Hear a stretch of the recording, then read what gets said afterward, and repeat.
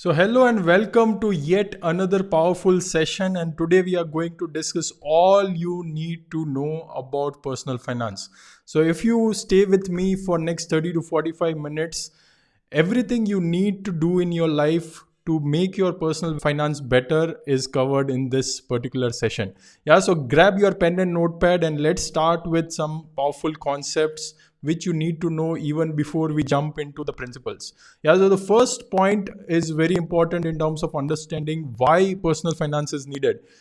So imagine a farmer who has a big pot at his house, and that pot has a small hole in the bottom. Now that farmer is taking water many times and filling that pot. Now, because that pot is having a small hole, what is happening? The water is seeping out slowly, and farmer doesn't know. It is happening very, very slowly. And by the time he comes and fills the remaining one, the first one is already empty. So that is how even personal finance works. If you keep on earning again and again and again, but if you don't think about that hole in your personal finance, and the money starts draining slowly, you will not even realize what is happening, right? So most of the time that is the case. It is like a whole. It is the most ignored topic by most of people just focus on income, but they never think about how I can cover all the aspects of personal finance and execute them in a better way, right? So the first concept is, it is most ignored but it is most important, right? That is like the analogy. Second is, you need to spend at least 1 hour per month looking around all your different personal finance aspects. How many of you are spending minimum 1 hour per month? Just type me in the comment box. If you are not spending, just type not in the comment box. Because what I want from all of you who are listening to this session is, make sure that you spend at least 1 hour per month on your personal finance. Very, very important. Third is, if you ignore personal finance aspects, then it can lead to snowball of financial problems. It's like that same pot analogy, right? If you keep on ignoring that pot which is sipping and having a hole in the bottom, ultimately you will lose all your efforts and it could be a big problem. The pot can even break if it is dripping from the water. So that is why don't ignore this topic. It is very, very important, and it can land you to financial trouble if you ignore it for a longer time. And as I said, just earning is not enough, right? How you manage your earnings and your finances is again a very, very critical point which most of people ignore. So that is the reason we are going to learn in today's session all the things you need about personal finance that can help solve all these problems, and you will not face big financial trouble in your journey, right? So if you are ready for this session, just type ready in the comment box. Yeah, because I want each one of you to understand each aspect which I'm talking about today, and this is going to be really powerful. Okay.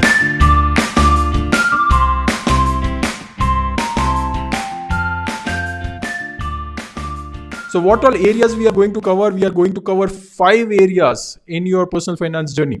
So the first area will be budgeting. How you can budget your finance and what should you think you should be thinking about your budget. Yeah. Second is area in terms of savings. What is the thought process you should have around savings? What are the thumb rules around savings and all that? Yeah. So that is the second area which we are going to discuss. Third area is in terms of what to think about credit and debt, when to take, how much to take, and all those aspects around it. Fourth area, again very important, insurance, right? How you can protect yourself and your family from unwanted incidents. And recently, COVID is a big example where a lot of people suffered in their family because they did not have adequate insurance. It could be medical insurance or it could be life insurance. And finally, investments, right? Again, very, very important. What you save is one part of it, but how you invest is another part of it, right? So all these 5 areas we are going to cover today. And if you are excited to learn, just type excited in the comment box. And I'll also be giving a mind map as a special gift during this session, and one more gift which is kind of suspense during the session. So just make sure that you are alert and you grab that gift also during the session. Yeah, so how many of you are ready and taking notes? Just type taking in the comment box.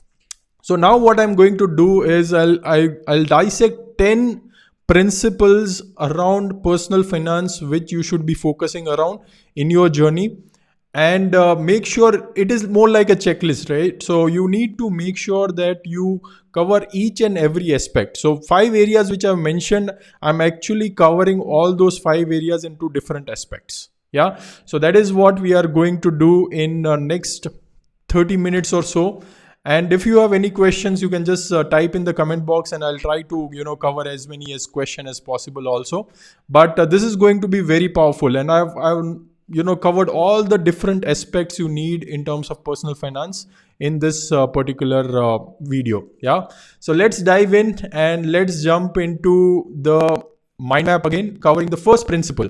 So what is the first principle you need to think about? So as I said, just earning income is just one part of it. So you are just bringing that water and filling up the pot, but what is remaining is very important, right? So let money work for you, and that is where the aspect of saving and budgeting comes into the play. And most of the people, what they do is they just apply this principle, income minus expenses is equal to savings. So first they will get income, then they will spend, hotel and new mobile phone, new bike, and whatever they wanted to expense, they will spend everything. And then whatever is left, they will put it as a savings. But my mentor told me one thing, Vivek, if you want to make your bank account look in a different way, just follow this simple principle and tweak this equation. Make it income minus savings is equal to expenses. And that is how it will create real magic. So first, put aside your savings, and we'll talk about how much percentage of saving and where all you should be expensing and what percentage in subsequent principles. But you need to understand this principle that first you should think about savings, and then whatever is left, you should think about expenses and have a budget in place. Having a budget in place in the start of the month or the start of the year can help you do that in a very, very effective way. Yeah, so that is the first principle which you should think about. Now let's understand the second principle. So second principle which I'm going to talk about is rule of 72. Now, anybody aware about what is this? Just type me if you know what is this rule of 72. So rule of 72 is a very powerful principle again. So what it tells you is, years taken for making your money 2x. That is what it says. So this is what I've documented here. So how many years it takes to double your money? So if you divide your returns in any instrument, say you have done FD and you are getting say 10% return, hypothetically. Right now nobody gives 10%, but hypothetically, right? So you divide 72 by that percentage, 10%. So it will give you approximately 7 years or 7.2 years precisely. So it will take 7 years for you to double your money if you are putting in an instrument which is giving you 10% return, right? So that is what this rule of 72 does. Now, how to get a better return? So my target when I do investing, right? When I think about investing, my target is generally, 2x return in 3 years. That is what I target personally. Okay. And how to go about it? How does that happen? It is very simple, So if the company's underlying growth rate is approximately 2 times in 3 years, that is where you double your money every 3 years. Yeah. How many of you found this powerful? Just type powerful in the comment box. So that is the whole idea, that you try to find a company which can get their earnings growth every 3 years, and it should have some longevity also. It should not be like tomorrow the business is not there, and it should be doing profitable growth. So the ROC and ROEs and all those parameters you have to think about, and the business is able to reinvest its cash flow in the same business, right, to grow further. If it is more like a platform business, then it's fine, and you can check it out my video on platform business also, which I've posted in my YouTube channel. You will find it out. I've discussed about like 10 powerful platform businesses, and that is like the future. So if you are able to understand those businesses right away, then your next 10 years is sorted. Okay. And also you can check out my podcast, so I've done a 10 investment principle kind of podcast where I cover a lot of these topics, and I've also shared some of the principles, how you can compound this way, and you can go through it, right? So I'm not talking about it right now. And if you want the link of the podcast, I also put in there, right? So technofonda.co/podcast. or even you can type Technofunda investing podcast. My podcast will come as a first hit, right? So that is how you'll be able to go deeper into this aspect. Right now I'm just covering very basic thing in terms of understanding the principle, okay? Because I want to cover all the aspects, all the principles, so that you get a holistic understanding about this topic. Yeah. So what is the third one? Any idea what is the third one? So the third one is a very powerful rule again, is 4% rule. So this is for people who want to retire peacefully. Okay, if you want to retire peacefully, you need to follow this rule. This is called 4% rule. Now, what is this 4% rule? It is again very simple but very powerful. Okay, so this 4% rule says that if you want to plan your financial freedom, so suppose you want to make a corpus which can help you throughout your entire life afterwards, and you don't want to work after that, that is where this 4% rule becomes really powerful. So whatever expense you want, suppose you think that, okay, I'll retire at the age of 50. Okay, so you have to think that, okay, given the current inflation rate at 50 year, how much money I'll require to sustain myself, right? That is called operating expenses. And suppose you think 10 lakh rupees is what I need. Okay, so then 10 lakh rupees is your 4%, and you reverse calculate what is the 100% you will require. So your portfolio requirement should be 2.5 crores. Okay, so that is how you should think about. And then this incrementally, whatever inflation is there, you can keep on increasing the amount from that 4%. That is perfectly fine. But on year one, when you are just getting started, or at the age of 50, 55, 60, whatever is your goal, that is where you require 4% of your portfolio. That is how it is, just the way to back calculate how much money you will require to achieve your financial freedom. And if you do this 4% rule, and if you divide this 50-50 into fixed income and equity, it will generally last for around 30 years. And again, you think about it, so if you are putting like 50% in stock, you get like 1 to 2% kind of dividend, and then fixed income, you generate like 5 to 6% return on an average. So blended return will be like anywhere between 8 to 10%. So your portfolio is growing by 8 to 10%, and you are consuming the portfolio 4 to 5% every year, right? So that way it will last for like 30 years, and you can easily retire. If you want to go on a higher side, you want to be more conservative, you can even go 5%. That is also fine.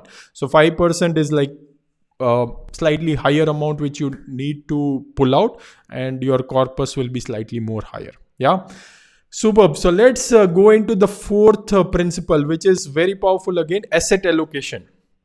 So how do you allocate your asset broadly, particularly in the equity, right? A lot of people ask me, a lot of youngsters, in fact, that, I'm earning say 1 lakh rupees. How much money should I put in equity? So there is a beautiful thumb rule around it. You don't need to complicate your life. It is very simple thumb rule. So the fourth principle says the age asset allocation rule. So based on your age, you can just ballpark equity allocation. So the formula is very simple. Equity allocation should be 100 minus your age. So if you are 20 years old, you can put 80% of your income or the savings ideally, right, into equity, right? So whatever you want to save and invest, that is 80% you can put it into equity. Again, the reasoning is very simple, that at a lower age, you can take higher risk, right? If you even lose entire money, you have still your entire life to earn and get back that equity. So that is the whole idea. As you grow older, your own human capital goes down, right? You cannot earn for like many years as you keep growing older. So if you become 50 years old, you have like only 5 to 10 years to recover your money. And today's time and age, even that might not be possible, because the world is changing very fast. So that is the easiest thumb rule. So say, for example, if you are 40 years old, then 100 minus 40 is like 60% you should put into equity, right? So it is just like a benchmark. Of course, you need to consult your financial advisor and take advice from them, what is better and what you can do. But this is like the basic thumb rules and principles which are there in terms of personal finance. Yeah, so if you are liking this so far, just hit the like button and just put a thumbs up in the bottom of the video, so that I know that you are liking it. And you can even subscribe to my YouTube channel as soon as you are watching this on my YouTube channel, right? Superb. So let's move to the next one. Okay, so the fifth principle is 10-5-3 rule.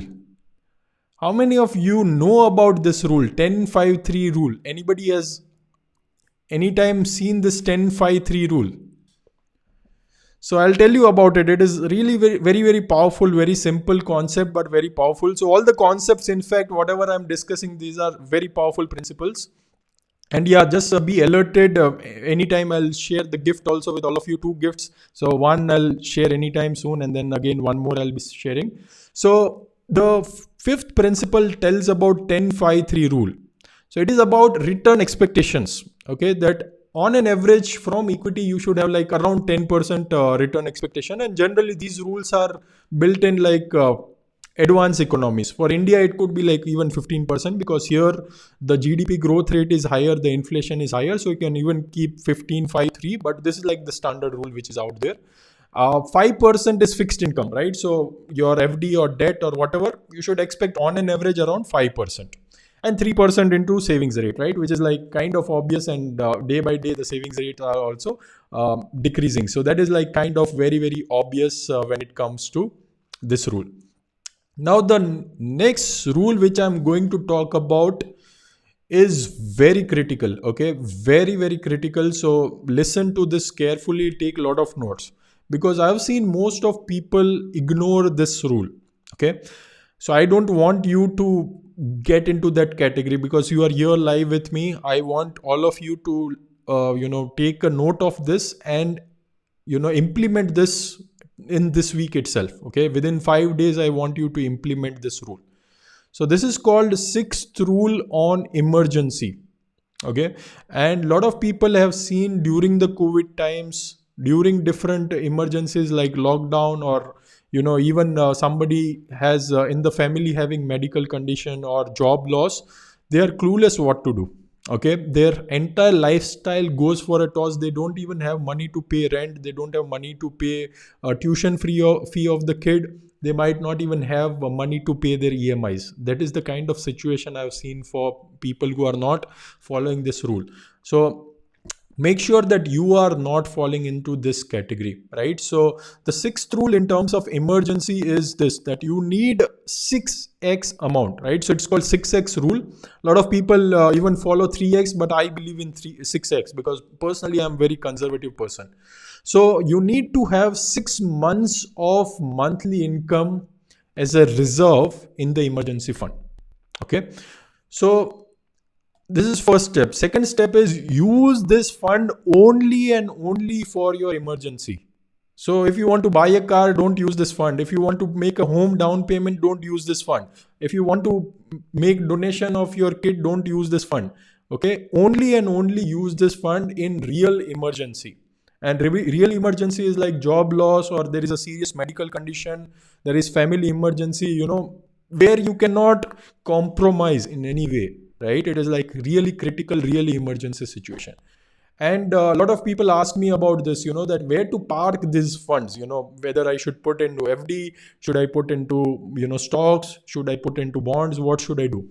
So last thing you should be doing is putting into stocks. Okay, don't put it into stocks. In fact, it should be highly liquid, and there should not be any return expectation out of this fund, because the purpose of this fund is emergency, right? So don't attach your return expectation that okay, 1% zyada mil jayega, I'll make better returns. Don't think about it. Okay, this is the first rule. So you need to have some hard cash. I mean hard cash. Okay, in your house itself, not even in locker, right? Because suppose there is emergency and the bank is closed or locker is not accessible or you are far off, you will not be able to use that. So hard cash at your home, say 50,000, 1 lakh rupees, any amount which is like easily secure and you can sleep peacefully. Then second best liquid option is savings account. So savings account, you can withdraw anytime, just go to ATM and you can withdraw. Again, I would say, see, I've observed a lot of people facing trouble here also, that ATM also sometimes they are not able to withdraw because of limit. So I have 2 to 3 savings account where this is distributed equally. Okay, because a lot of places, if there is like real emergency, you might not be able to give your ATM card or debit card, and it might not also be useful, right? So that is where diversify your amount into 2 or 3 different savings accounts, so that you, even if you are withdrawing from ATM, it is very easy. And third option is liquid fund, which is again, I would not advise fully to put in 10, 20%, 30%. You can put it into liquid funds. There you will get money like same day or T+1. Okay, and lot of people don't believe in credit card. Even I don't believe in too much of credit, but having a good credit card, particularly if you have a good credit score, right? So have like 5 to 7 lakh of credit limit. Don't use it on a regular basis. You can use very small amount during your regular uses, but in the emergency you can even use that, right? So that is again a good buffer to have. A lot of people say don't use credit card, but I have seen, in my personal emergency situation, credit card has been boon. If you use judiciously, there is no problem, okay? But if you use credit card extensively for your different luxury and all that, and you fall into the trap, that is a bad thing, okay? How many of you with me so far? Just type with you in the comment box. And if you are not yet following me on Twitter, this is my Twitter handle. You can just connect with me on Twitter. I share a lot of threads and these kind of important material on Twitter also. I post a lot on the investing side, but since I saw a lot of family emergencies where people were, struggling with all these things, I thought, why not to make a video around it so that it gives you more awareness, right? Because this is something very, very critical topic which we are discussing about, right? And these 10 things, if you implement, you are like almost sorted into your personal finance world. Yeah. Superb. So let's move into the 7th point. Again, very critical point. Make a note is insurance. How much insurance you should be taking? That is a question in the minds of a lot of people. Now, the thumb rule is this, so in terms of insurance, when it comes, there is a 20x rule. So whatever is your annual income, okay, or you can even make annual expenses if your income is still very low, you are just getting started in your career, that is also fine. But say for example, your annual income is like 10 lakh rupees, right? 10 lakh, if it is your salary, you should have at least 2 crores worth of insurance cover. And don't go with all ULIP and all those fancy insurance covers. Go with simple term life. Don't mix insurance with anything, right? So simple term life insurance, 2 CR, and even you can diversify risk over there. One you can take with LIC, one you can take with other company, and you can diversify your risk also that way. That even if one policy is getting rejected or something happens, at least your family is protected and they are well to do. Again, it is relatively similar to 4% rule which we discussed, so that your family is at least protected for like 15-20 coming years, right? So that is the whole thought process behind this insurance rule, and very critical. I see a lot of people undercovered, okay? In fact, when my father passed away, he was not properly covered. Thankfully, I was earning and I had my finances in place. But had it been at a very younger age, probably I might not have able to even carry on my studies, right? So that is where I was shocked, that what happened. My father is like very small insurance cover, and if something would have happened much earlier, we would have been in a dangerous situation, right? So make sure you don't do this in your journey. Make sure you have adequate insurance cover so that your family is protected. And same goes with medical insurance also. At least have 10 to 20 lakh kind of cover for your family, and have a family floater, so that anyone from your family is getting affected, you can leverage that and cover your family in those emergency situations. Yeah. How many of you will do this 100%? Just type 100% in the comment box. Yeah, so a lot of you are asking for the gift. So let me flash out the first gift. So if you want to download this mind map which I'm sharing, right, you can actually take a printout. Just go to this link, okay, technofunda.co/personal-finance. Okay, so here is where you will be able to download this mind map, and you can take a print. Everything, all the bullets I've covered into the PDF, so that it's more like a checklist for you. Yeah, if you found this awesome, just type awesome in the comment box. Yes. So this is the gift from my end, and there is one more gift. I'm also going to give you some books which will be useful for you if you want to go deeper into this subject, because this subject is very, very important in your journey. Okay. So let me now go to the next one. So we covered insurance. Let's go to the 40% rule. What is this 40% rule? So 40% rule is all about EMIs, right? So if you are taking debt, this is the rule which you need to know. Okay, let me zoom this a bit so that you guys can see this properly. So the 80% rule is in terms of 40% rule, sorry, is in terms of EMI. So maximum EMI you should be taking is 40% of net income. Again, the keyword net is very important because this is after tax. Okay, so suppose your take home salary is 1 lakh rupees, then you should be having EMI of maximum 40,000. Okay, and before doing any of these things, first you should have your emergency fund in place. Because what will happen, suppose you took that home loan, okay, and after 1 year you lost your job and you don't have your emergency fund in place, what will happen? Your bank will say, you are not paying EMI on time, your credit score will get disturbed, and even the EMI you will default, and they might even take away your home. Okay, so it's like, as I said, it will snowball. If you are not taking care of these principles, as I mentioned in the initial part, it will snowball your problems. So first have the 6 months emergency fund in place, so that even if you lose your job or you are finding your job for next 6 months, at least you are protected to pay your EMI and basic necessity in your life. Okay, because see, these things will not come asking that, okay, when should I come? These are emergencies and it can come anytime. You don't know when it will happen. That is why it is very important to be prepared rather than react to it, right? That time you will take personal loan and again go into the debt trap. It is like a vicious circle, right? So all these things one by one you have to crack. And even before you invest, right, and even if you are investing already, if you don't have emergency fund, you should dilute some of your equity investment also, and first make sure you have your emergency fund in place, because very, very critical thing.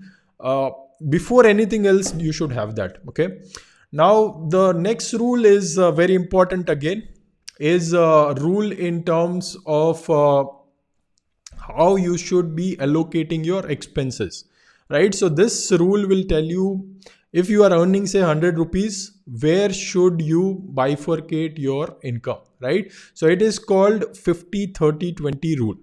Okay, what does it tell? Let's go into it, right? So it tells you this, that you need to expense in a proper way. So it tells you that 50% of your money should go into your needs. What are the needs? Needs are something which you cannot live without, right? You have to do no matter what. So your grocery payments which you incur every month, that is something which is need. Rent which you are paying, or EMI you are paying, right? That is again needs, necessity. You cannot live without it, right? Otherwise you will be homeless. And school fees of your kids, so all these are non-negotiable. You cannot just stop it and your entire thing will get affected, right? So that is the first one. Second is wants. What are wants? It is like good to have, if you want to be in a proper mindset, you want to enjoy life, it's good to have kind of things where you can expense. So it could be your entertainment. You go to movie theater once in a while, you go to restaurant to eat food once in a while, you go for a vacation, so that your mental stability is there, your relationships are intact. So all those things are wants. Okay, but you can live without it if there is emergency, right? So that is where the fine line between needs and wants is there. Okay, how many of you got this difference? Just type got it in the comment box. Yeah, so very thin line of difference, but needs is something where you cannot live without. Of course, somebody will argue, I cannot live without vacation. These are all lame excuses. Okay, we all can live without vacation during Corona. Like, we have been in the home for like almost 8 months, 12 months also, right? So that is like a lame excuse. But without grocery, you will not survive, right? So that is the difference. And remaining 20%, and this is again the minimum rule. If you can do better than this, nothing like it. Okay, but minimum 20% you should be saving. Okay, and if you are just starting in your journey, say you are young and you don't have kids, you don't have you are not married yet, and you are sharing apartment with your colleagues, you can even do more. When I started my journey, I was saving almost like 60% of my net income after tax income, which I used to get take home salary. I used to save at least 60%, because I was staying in a shared apartment. I was paying like what, 4-5,000 shared rent, and that included cook and everything. Of course, that time the inflation and everything was much lower. In fact, when I started in Infosys back in 2008, I was like paying 2,500 on a shared basis, and my salary was like 25,000 take home that time, right? So I was able to save like easily 15,000, right? And that started compounding. In fact, one of the best thing which I did, 2009, one of the stock called Vinati Organics, which I purchased, that right now it's like 50x from that price, right? So you can imagine what it can do for you, right? So more you save, more aggressive you are in your initial year, that is much better in terms of overall journey, right? So that is the ninth rule, which says in terms of 50-30-20 rule. Are you ready for the 10th rule? That is again a very powerful rule. So the 10th rule is in terms of documentation. Okay. So when you are investing, or you are taking investment policy, most of the time what happens is the key member of the family, so if you are like a earning member, you will be knowing about it, but your wife might not be aware about it, your parents might not be aware about it. Even if you have money in your bank account, I've seen situations where people, even the wife doesn't know how much money is there in the bank account of his husband, right? So that is where you need to have proper documentation. Okay. So prepare a Excel with all the data which is out there, what all bank accounts you have, what is the user ID of that bank account. You can even put password details. You can keep a log about it, or you can even have a shared on the Google sheet. You can put it so that nobody else can see that, and you can share that with your wife. Okay, so create a Google sheet and then share it with your wife or your near ones, your sister, whatever near ones which are there. You just share that sheet with them and keep it a private sheet. Okay. And as far as possible, you can also open joint accounts, so in your name and your wife's name, your mother's name, so that both of you have access. And even if nomination and all that is not there, they will not have any scarcity in terms of immediate cash as soon as something happens in your family, right? And make sure you ensure there is a nomination in each of your account. So your NPS account, there should be nomination. Your PF and PPF, there should be a nomination. Your bank account, there should be a nomination.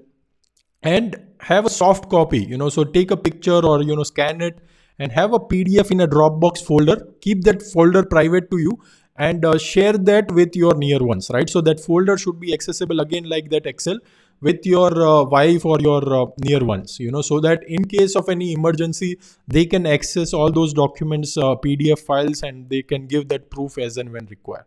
And maintain a journal, at least once in a month, put all the things in a journal and see everything is in place, all your expenses and savings, and whatever due dates are there. In fact, you can create a journal where you can put a due dates of all your payments, say insurance payments and all that. I have seen that also happening, that people have insurance policies but they forget paying the premium. Okay. And then unfortunately something happens, and the wife knows that okay, there is insurance and all that, but they are not able to claim because the premium has not been paid.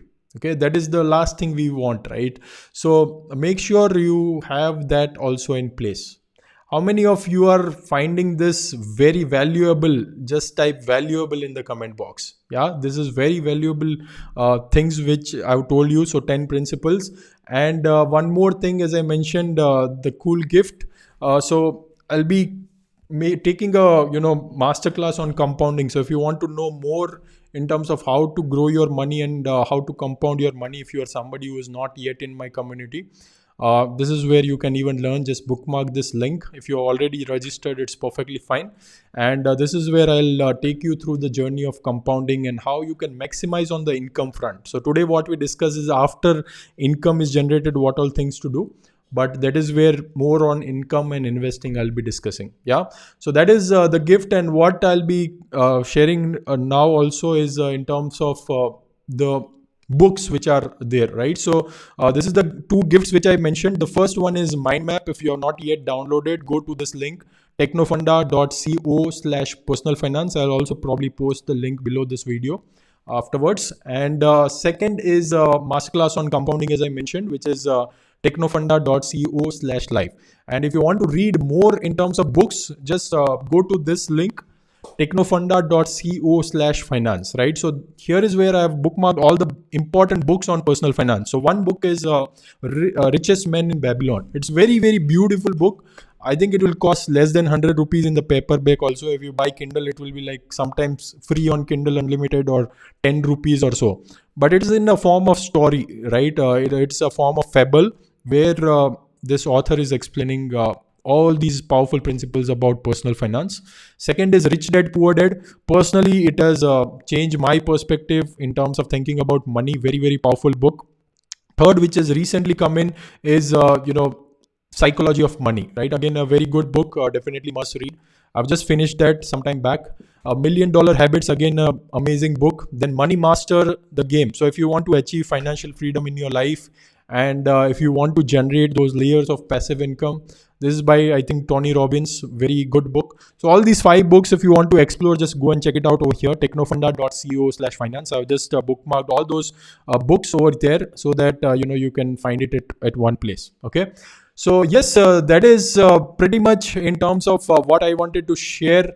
If you are not yet subscribed to my YouTube channel, you can just go to YouTube and type Vivek Mashrani, and make sure you hit a like button, and also subscribe to my YouTube channel. Yeah, so that is it from my end. If you have any questions or queries, I'm happy to take it. Yeah, and I'm hoping that this last 30 to 45 minutes has been very, very valuable for your life, right? Hope I was able to deliver that value to all of you. And let me know if you have any questions before we close. Happy to answer any kind of questions. Just keep it in the chat box, and I'll probably reply right now. And even if I'm offline, I can just revert on your comments as well. Yeah. And how many of you are not yet on Twitter? This is my handle. If you are not yet on my Twitter also, you can just go to Mashrani Vivek, and stay connected with me on my Twitter handle as well. Awesome. So some of you are saying how to plan different aspects in terms of saving. Okay, so savings, you can basically be frugal in the initial year, right? So that is what you need to do. For initial 2 to 3 years, make sure you spend minimum. Although don't compromise on your vacation and all that. That is also important. Your experiences are also important. But make sure, you keep on being frugal and cut down your expenses in the initial year, because that is how compounding works, right? And make sure you create your emergency funds and all those things in your initial year. Yeah. Superb. Somebody's asking, should I put my emergency fund in the mutual fund? No, don't do that. Yeah. So mutual fund, liquid fund, you can put it, not 100% of it, 20-30%. But as far as possible, keep it in the savings fund or the hard cash. Okay. Or mix of both. That is fine. Okay. So don't get into the trap that I'll earn higher returns and all that from your emergency fund, right? That is not the intention. Superb. So thanks a lot for watching and being an amazing audience. I am Vivek Mashrani here. Yeah, health insurance again. Just make sure that you have at least 20 lakhs kind of cover. And you can even have riders where you have cover from cancer and all those dangerous diseases where, if something happens, you might end up paying a lot of money, right? So that is something you can do. Again, go with any, good insurer. That is perfectly fine. Yeah. So thank you for watching and staying connected with me. Hope this session was useful, and stay connected with me. I'll share all the links below this video also for your reference, so that you can check it out, and make sure you download the poster which I mentioned. Yeah. So thanks a lot. Have a great, amazing remaining day. Bye-bye and take care.